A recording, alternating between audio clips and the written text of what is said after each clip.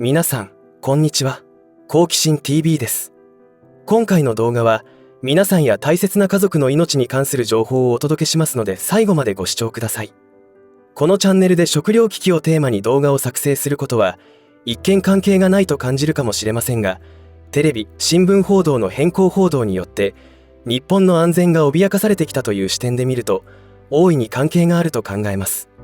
つまり、私たちには、世界で何が起きていて、日本にはどんな影響が出てくるかについて正しく判断できる環境にはないということです。そして食糧危機の可能性は命に直結するだけに知らなかったでは済まない問題です。そこで今回お届けする内容は本当に大切な家族を守りたい人だけを対象にお送りしたいと思います。私は最悪の事態が起きなければよし、起きたら取り返しのつかないことになると考えます。もちろんこれはこれから起きる話ですので、どうなるかは分かりません。しかし、この動画を見ている皆さんが納得のいく結論が出せるよう情報をシェアしたいと思います。テレビ、新聞などでは電気代、ガス代が上がるということを報道していますから皆さんもご存知だと思います。では、皆さんは2023年秋くらいに食糧危機が始まり餓死者が出る可能性が高いという情報については知っているでしょうか。もちろん、そのようなことはテレビ、新聞では報道されていませんが、東京、大阪では物価高対策で米の現物支給を決定したという報道がありました。考えすぎかもしれませんが、食糧難が間もなく訪れるという前振りなのかもしれません。もし、報道機関がそのようなことをストレートに言ってしまったら、日本中がパニックになるでしょう。しかし、世界で何が起きているかについてアンテナを張っている人には、一つ一つ情報と事実をジグソーパズルのように組み立てていくことで地獄絵図が見えてくるのです。ご存知のように YouTuber が食糧危機について取り上げた動画がたくさん出ていますが、賛否両論に分かれているのが現状だと思います。食糧危機は起きないと言っている人を否定するつもりはありません。どう考えるかは本人の自由です。確かに食糧難を経験した戦後などと比べれば豊かになった日本。食糧危機を否定する方が言うのは、この飽食の時代に食料がなくなり餓死者が出るわけがない。そうなった時には政府が食料を輸入して配給するから安心だというわけです。そして多くの人にとっての情報源であるテレビ、新聞ではそんなに騒いでもいない。そして食料は今もスーパーに行けばいつも通り豊富に売られているということでしょう。私は食料危機など起きないと考える人の意見も聞くことにしています。そうすると2つの事実を知ることになります。一つは食料が豊富にある現代に食料危機など起きるわけがない。そして政府が援助してくれるという考え方。もう一つは全く興味がないという人たちがいるということです。それは考えようとしない人たちのことです。私は食料危機が起きるメカニズムとして自動車の製造に半導体が不足したことで生産がストップした事象が分かりやすいと思います。車に限らず何か部品がないだけで製品は完成しません。これは食品についても同じだと思います。農産物で言えば化学肥料、種、農薬がなければ野菜を育てることができません。そしてストアに運ぶためには運送業者が必要です。当たり前ですが、私たちの食卓に野菜が並ぶためには多くの人たちが存在しています。何が欠けても私たちは食料を手に入れることができないことは事実です。以上を踏まえ、私は世界で起きている以下の事実から近々日本で食糧危機が高い確率で起きると確信して準備しています。ただし、日本において台風時期にどこそこの地域で床上浸水が起きているという報道があって、その映像を見たとき何を感じるのか。そう、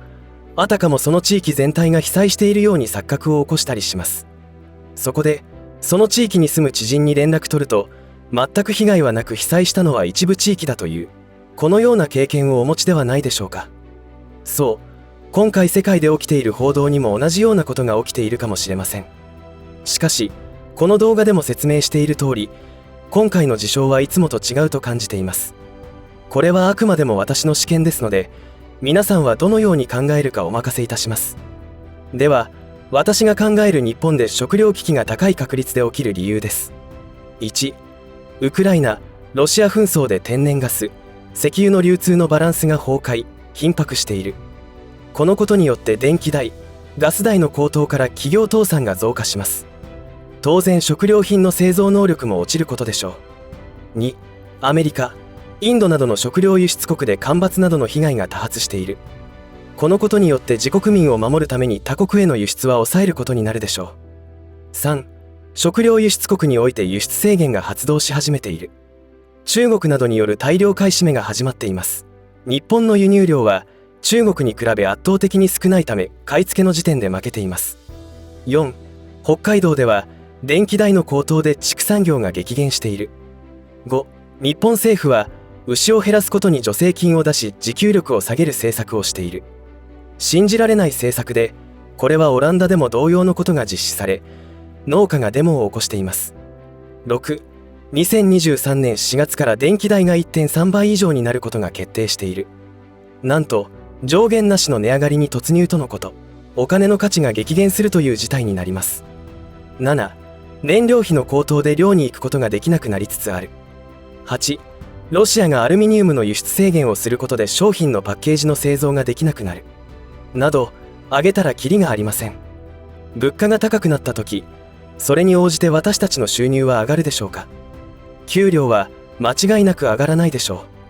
う。一方で生産者は原価が上がっても価格に反映しにくくなって生産しても赤字になり、そうなると生産しなくなるでしょう。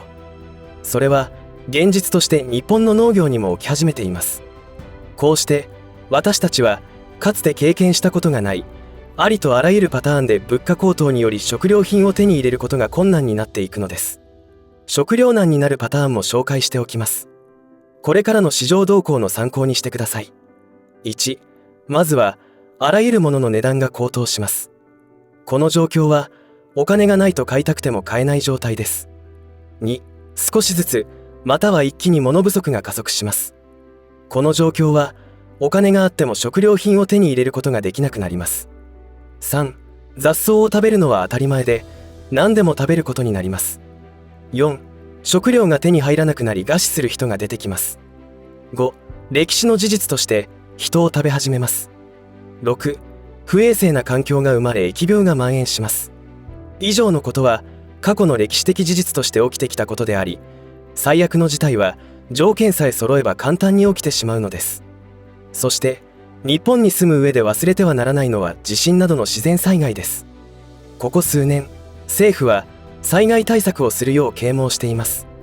これは地震などの大災害が起きることを知った上での警告ではないかと思ったりもします。理由は気象兵器はすでに存在しており、地震も雪も雨も人工的に発生させることができるからです。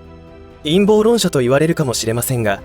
世界のインテリジェンスの間では食糧危機もエネルギー危機も人的被害であることは周知の事実です。つまり世界の動きに影響力を持つ支配層には食糧危機を回避するつもりがないどころか、利益を得るために促進しているということが現実であるようです。本当に恐ろしいことですが、こういった考え方を持った人たちの存在は昨日今日始まったことではないのです。だからこそ歴史を学ぶ必要があると思うのです。いかがだったでしょうか。今回は食糧危機についてお送りしましたが、植民地時代の悲劇が起きた原因と共通しているのです。だからこそこのテーマを取り上げてみました。食糧難が起きるパターンは判明しており、そのパターン通りに世の中は進んでいます。